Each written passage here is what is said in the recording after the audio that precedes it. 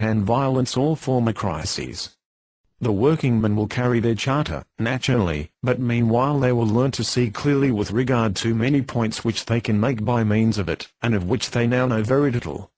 Meanwhile the socialist agitation also goes forward. English socialism comes under our consideration so far only as it affects the working class. The English socialists demand the gradual introduction of possession in common in home colonies embracing 2,000 to 3,000 persons who shall carry on both agriculture and manufacture and enjoy equal rights and equal education. They demand greater facility of obtaining divorce, the establishment of a rational government, with complete freedom of conscience and the abolition of punishment, the same to be replaced by a rational treatment of the offender. These are their practical measures, their theoretical principles do not concern us here. English socialism arose with Owen, a manufacturer, and proceeds therefore with great consideration toward the bourgeoisie and great injustice toward the proletariat in its methods, although it culminates in demanding the abolition of the class antagonism between bourgeoisie and proletariat.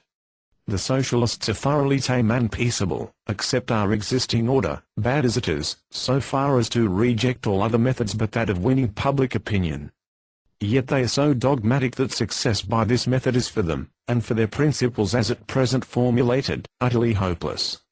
While bemoaning the demoralization of the lower classes, they are blind to the element of progress in this dissolution of the old social order, and refuse to acknowledge that the corruption wrought by private interests and hypocrisy in the property-holding class is much greater. They acknowledge no historic development, and wish to place the nation in a state of communism at once, overnight, not by the unavoidable march of its political development up to the point at which this transition becomes both possible and necessary. They understand, it is true, why the working man is resentful against the bourgeois, but regard as unfruitful this class hatred, which is, after all, the only moral incentive by which the worker can be brought nearer the goal. They preach instead, a philanthropy and universal love far more unfruitful for the present state of England. They acknowledge only a psychological development, a development of man in the abstract, out of all relation to the past, whereas the whole world rests upon that past, the individual man included. Hence they are too abstract, too metaphysical, and accomplish little.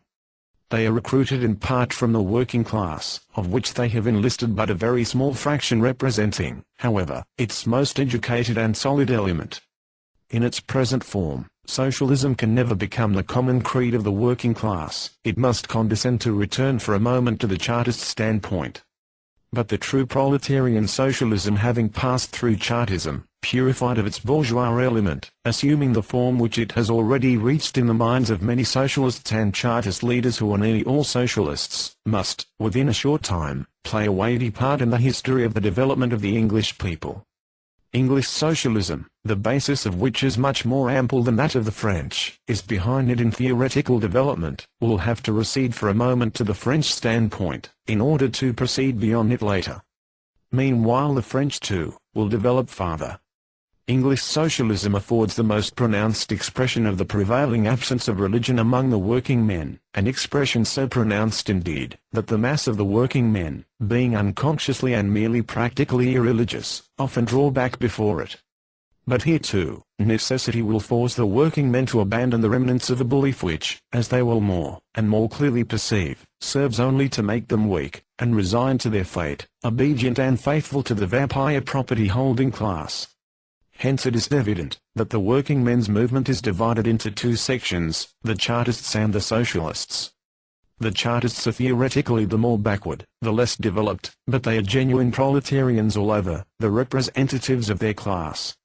The Socialists are more far-seeing, propose practical remedies against distress, but, proceeding originally from the bourgeoisie, are for this reason unable to amalgamate completely with the working class. The union of socialism with Chartism, the reproduction of French communism in an English manner, will be the next step, and has already begun.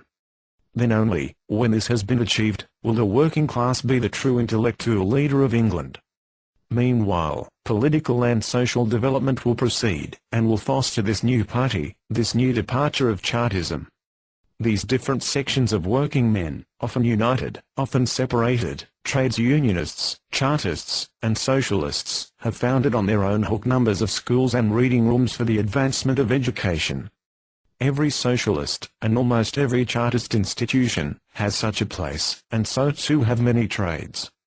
Here the children receive a purely proletarian education, free from all the influences of the bourgeoisie, and, in the reading rooms, proletarian journals and books alone, or almost alone, are to be found.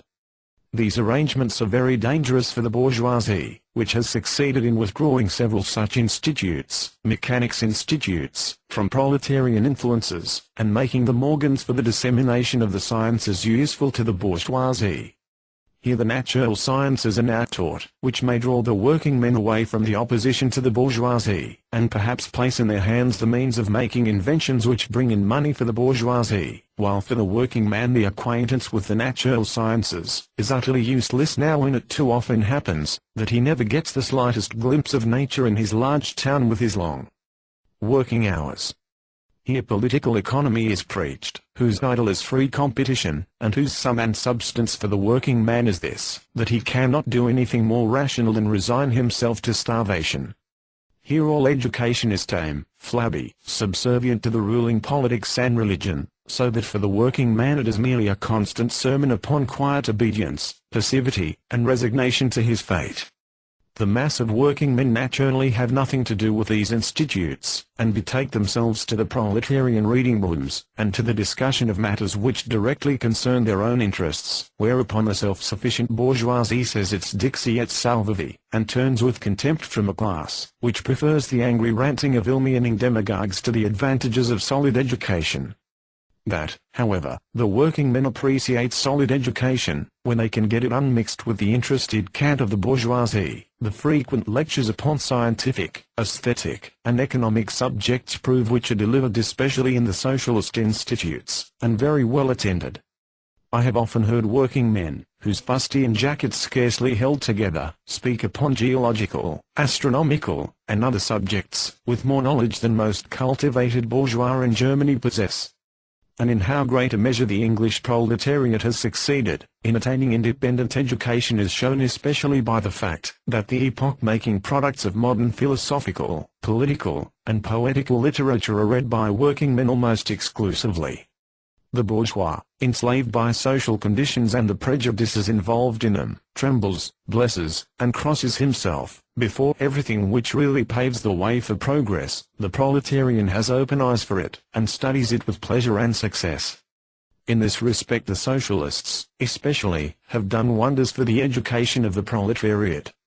They have translated the French materialists, Helvetius, Halbach, Diderot, etc., and disseminated them, with the best English works, in cheap editions. Straw's Life of Jesus and Proudhon's Property also circulate among the working men only.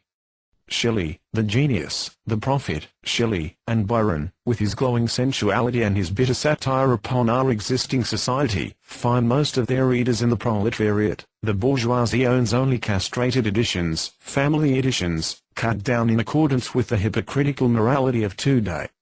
The two great practical philosophers of latest date, Bentham and Godwin, are, especially the latter, almost exclusively the property of the proletariat, for though Bentham has a school within the radical bourgeoisie, it is only the proletariat and the socialists who have succeeded in developing his teachings a step forward. The proletariat has formed upon this basis a literature, which consists chiefly of journals and pamphlets, and is far in advance of the whole bourgeois literature in intrinsic worth. On this point more later. One more point remains to be noticed. The factory operatives, and especially those of the cotton district, form the nucleus of the labour movement. Lancashire, and especially Manchester, is the seat of the most powerful unions, the central point of Chartism, the place which numbers most socialists. The more the factory system has taken possession of a branch of industry, the more the working men employed in it participate in the labour movement. The sharper the opposition between working men and capitalists, the clearer the proletarian consciousness in the working men. The small masters of Birmingham, though they suffer from the crises, still stand upon an unhappy middle ground between proletarian Chartism and shopkeepers' radicalism. But, in general, all the workers employed in manufacture are one for one form or the other of resistance to capital and bourgeoisie, and all are united upon this point, that they, as working men, a title of which they are proud, and which is the usual form of address in Chartist meetings, form a separate class, with separate interests and principles, with a separate way of looking at things in contrast with that of all property owners. And that in this class reposes the strength and the capacity